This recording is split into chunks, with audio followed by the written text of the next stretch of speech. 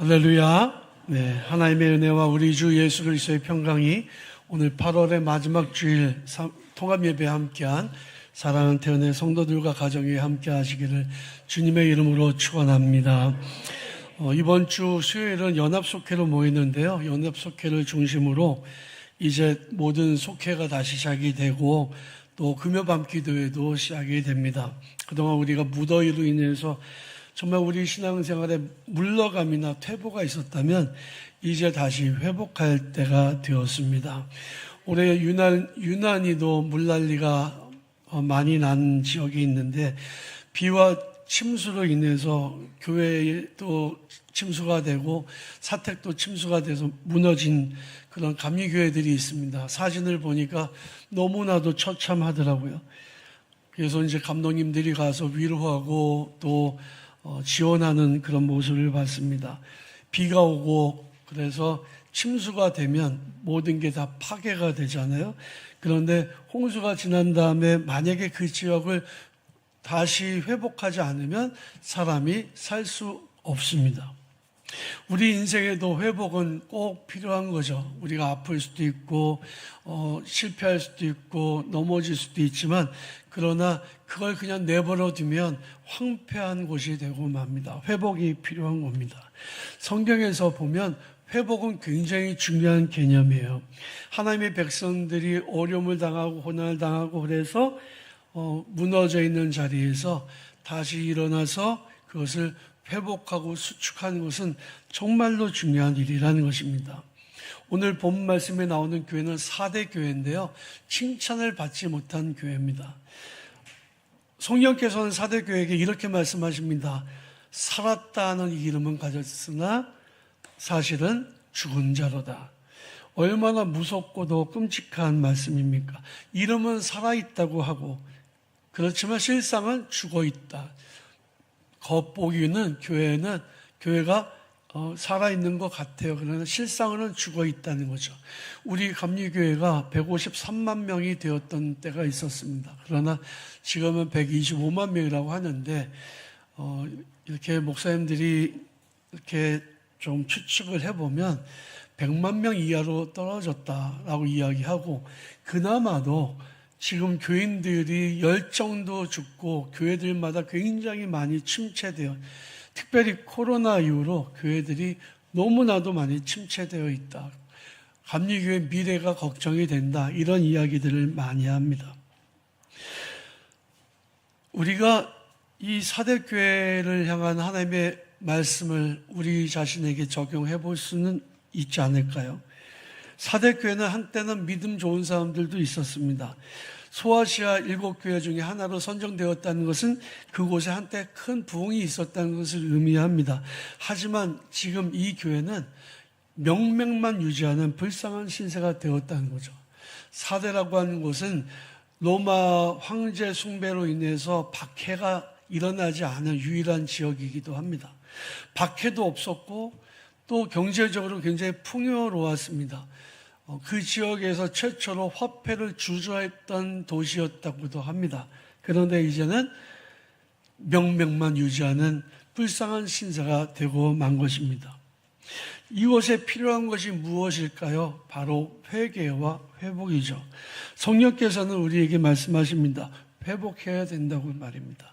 우리 인간의 영혼은 쉽게 지치고 마음은 상처받고 육체는 병들고 우리 영성은 나태해질 수 있지만 그 자리에 머물러서는 안 돼요.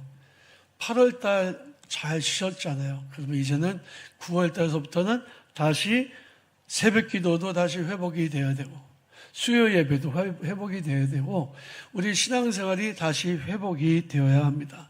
저는 이 여름에는요 뜨겁다는 얘기도 듣기도 싫더라고요.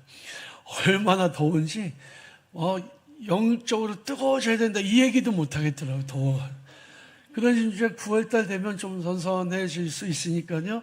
이제는 다시 회복해서 우리의 영혼도 다시 성령으로 뜨거워져야 될 줄로 믿습니다.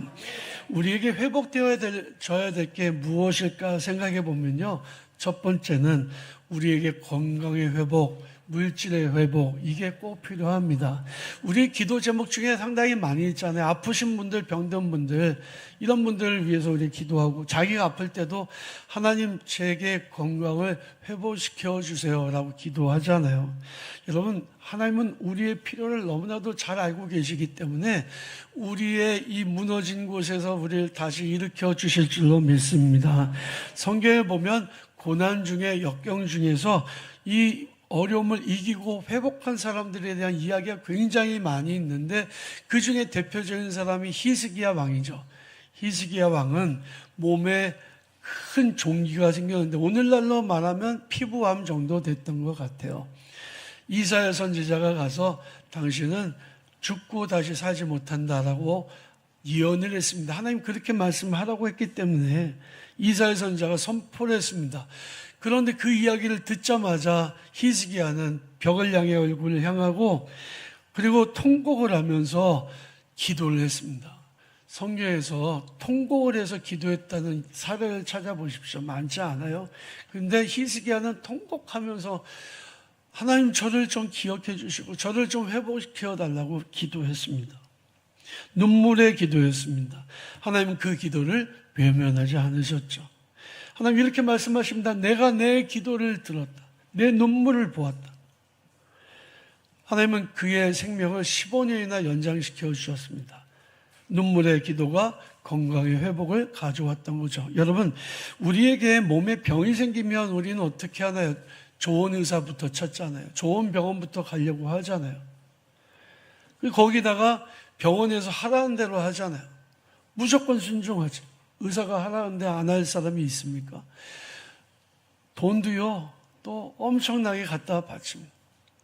그러나 우리가 몸에 병 들었을 때 하나님 앞에 그 정도로 간절하게 매어 달리고 기도하고 순종하느냐?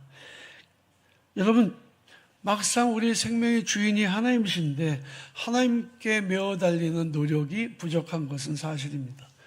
몸이 아플 때 하나님 앞에 병원을 찾아가는 것만큼의 노력, 의사의 말에 순종하는 것만큼 노력을 하고 있는지를 우리는 돌아봐야 합니다.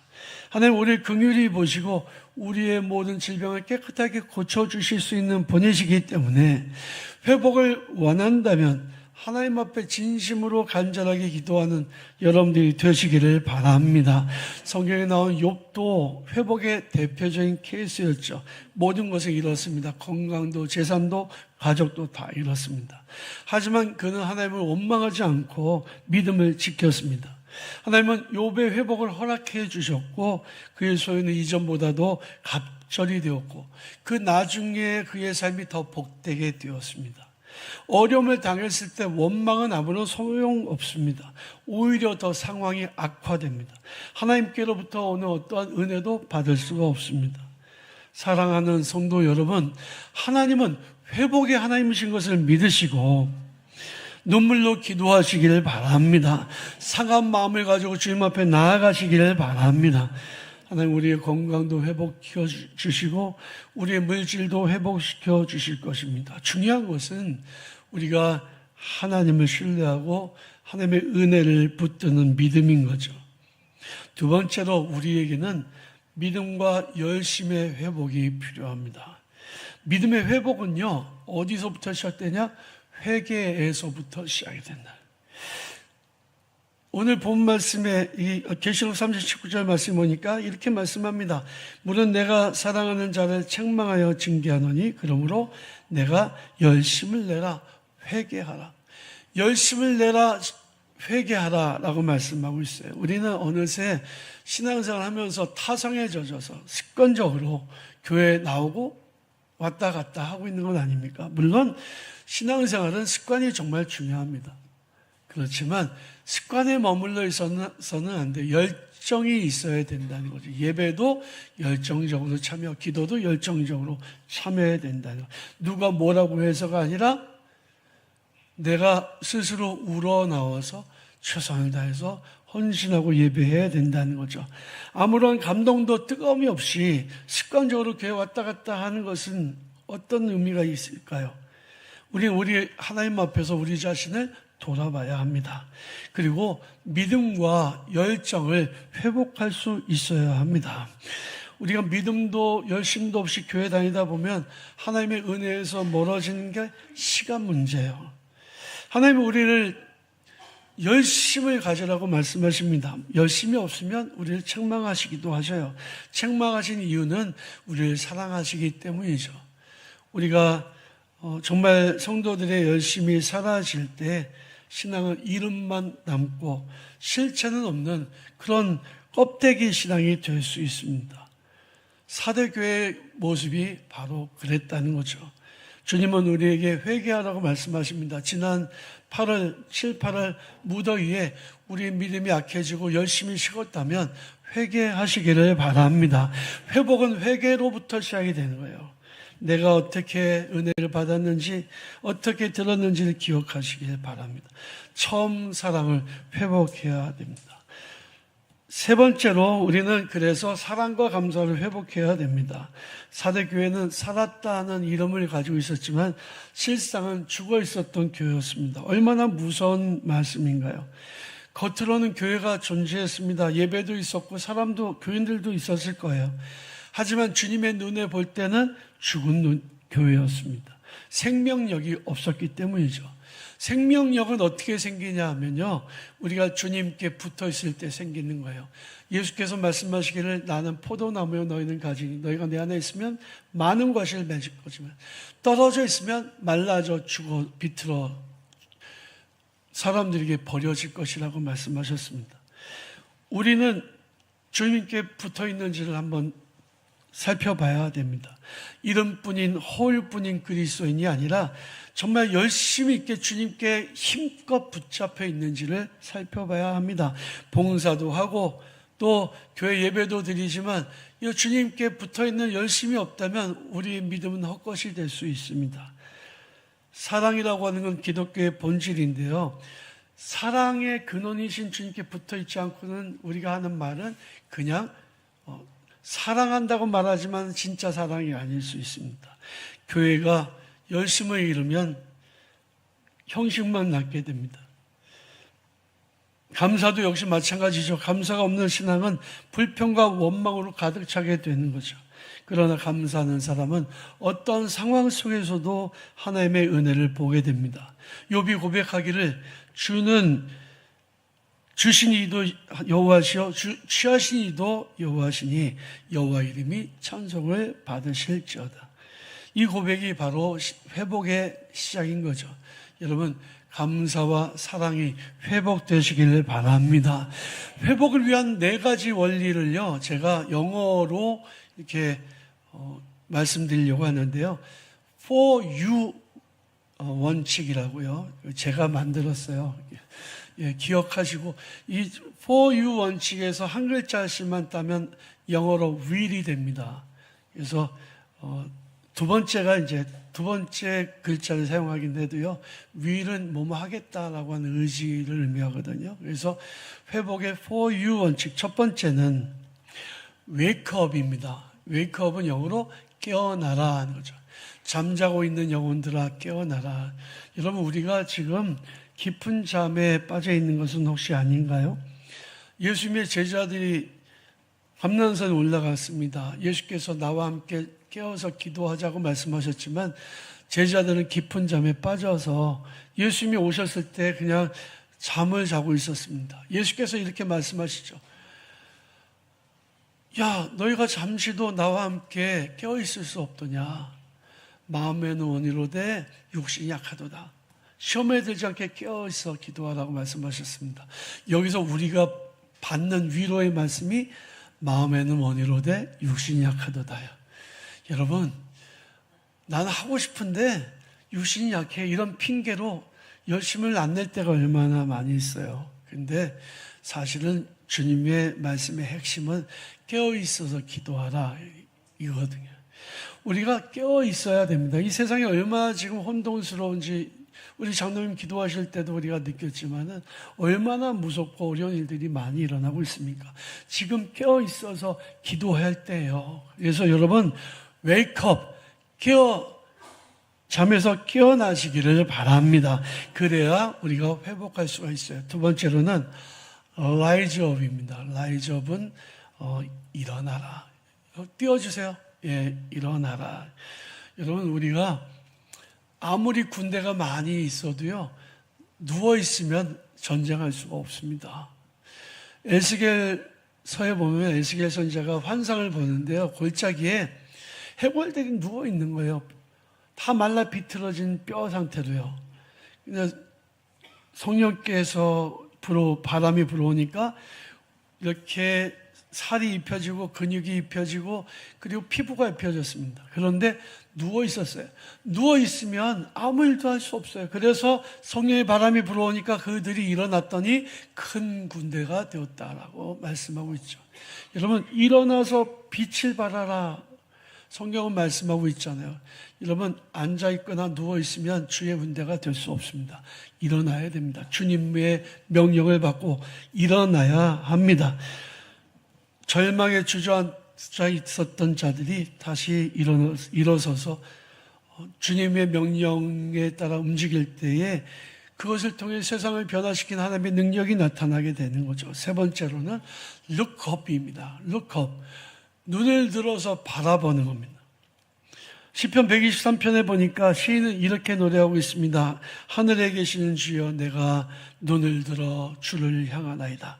성전의 손을 바라보는 종들의 눈같이, 여주인의 손을 바라보는 여종의 눈같이 우리의 눈이 여호와 우리 하나님을 바라보며 우리의 은혜 베푸시기를 기다리나이다. 여러분, 우리가 진정한 회복을 원한다면 눈을 들어서 주님을 바라봐야 됩니다. 나만 바라봐. 눈을 들어서 나만 바라보라고 주님 말씀하고 계세요. 세상이 아니라 주님을 바라보는 성도들이 되시기를 바랍니다. 네 번째는 lift up입니다. lift up. 손을 들라는 거죠. 손을 드는 이유가 뭘까요? 기도하는 겁니다. 이스라엘 백성들이 광야 르비딤에서 아말렉의 공격을 받았을 때 모세는 전황이 전쟁하는 모습이 다 내려다보이는 산꼭대기에 올라가서 두 손을 들고 기도했습니다. 그가 두 손을 들고 기도할 때에 이스라엘이 아말렉을 물리치고 승리할 수가 있었습니다. 우리가 진정한 회복을 원한다면 두 손을 들고 기도하시기를 바랍니다. 기도는 회복의 시작이고 기도는 회복의 열쇠입니다. 우리가 무릎 꿇어서 기도할 때 하나님 우리를 다시 일으켜 세워주시고 회복을 허락하여 주심을 믿으시기를 바랍니다. 회복은 선택이 아니라 회복은 필수죠. 우리가 잠자고 있는 영혼은 깨어나야 됩니다. 그래서 정말 우리가 잠에서 깨어나고요. 자리에서 일어나고요. 주님을 바라보고요. 그리고 손을 들고 기도할 때 여러분들의 건강의 회복도 또 물질의 회복도 여러분들의 삶 속에 감사와 사랑의 회복도 일어나게 될 것입니다. 주님 앞에 믿음도 회복되고 열심도 회복되고 감사와 사랑도 회복돼서 주님 앞에 귀하게 쓰임받고 세상을 변화시킨 하나님의 능력으로서의 삶을 살아가는 우리 태연의 성도들 다 되시기를 주님의 이름으로 축원합니다.